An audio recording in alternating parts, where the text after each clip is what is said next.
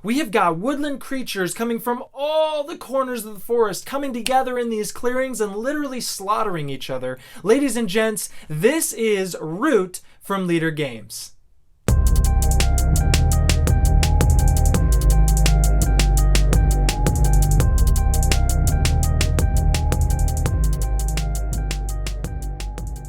And the thing that makes this game so awesome is that each and every faction in this game is so different from each other.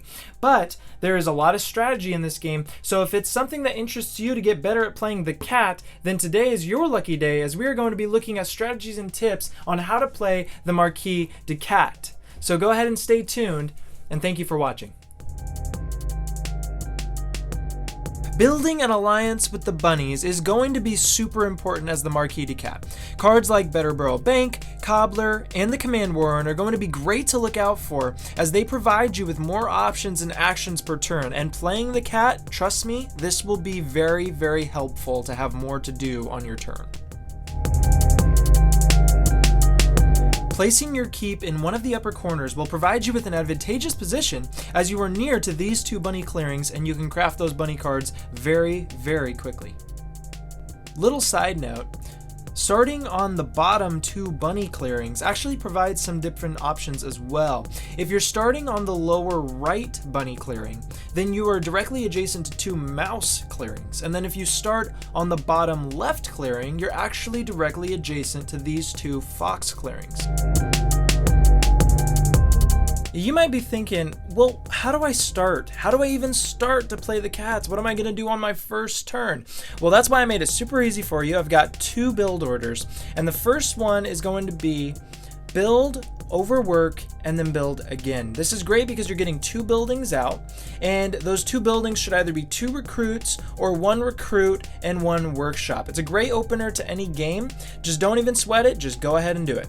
And then we've got the second build order, which is going to be build, move, and then move again. And you're going to build either a recruiter or a sawmill. The main thing here, though, is that you get a total of 4 moves with as many cats as you can. And this opening is really great against players you know that are going to be aggressive and want to attack you. So getting those 4 moves is great for getting your cats into position to defend your kingdom.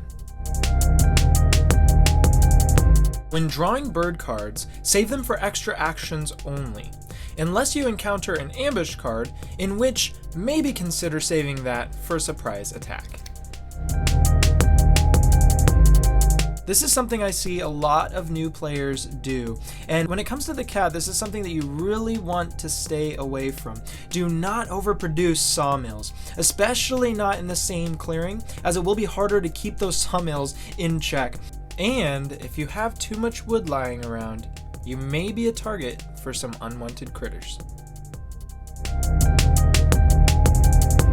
I see a lot of people having troubles going against the Woodland Alliance, and really it's one simple principle.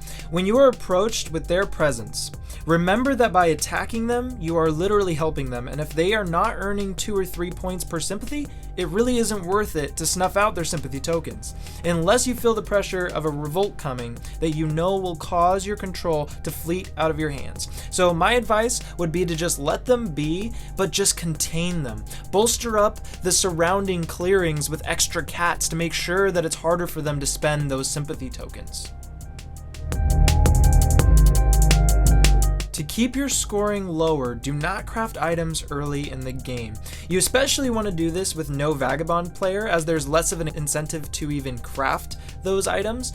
But you may want to do this even if you are playing with a group that will just punish the players heavily in the lead. The cats specifically have so much to punish, therefore sometimes this slower approach to gaining points goes right under their noses and beaks. When playing the Marquise de Cat, sometimes maintaining clearings and blocking off enemies is actually more useful than combat itself. Think heavily before entering combat, because in the late game, you will wish that you had more cats on the board to go around. Don't be afraid to attempt a dominance victory. If you see that your points have gone out towards the late game, dominance victories can actually be achieved with careful planning and when players least expect it. Attempting the dominance victory is a lot easier when you have the bird dominance card, as your keep is virtually impossible to defeat and marks one of the 2 corner spaces you will need to win. And if I could give one tip in this entire video, this is going to be the biggest one right here, and it would be the only one that I give you, and that is when playing the cat, control is the most important aspect of playing them. Recruiters give you more of that control, while sawmills give you less of that control. And finding the balance between these will literally determine the game for you, as once you have lost control, it is so hard to regain it. Going heavy on recruiters early game is great, as it will increase your card draw and help you to maintain that power longer. Thank you guys so much for watching my video. This has been a blast to make, and there is really more to come, guys. So if you guys enjoyed this kind of content, please subscribe and click that bell notification, as there will be more coming. But with that, that's it for the Marquise De Cat. Let's drop the beat.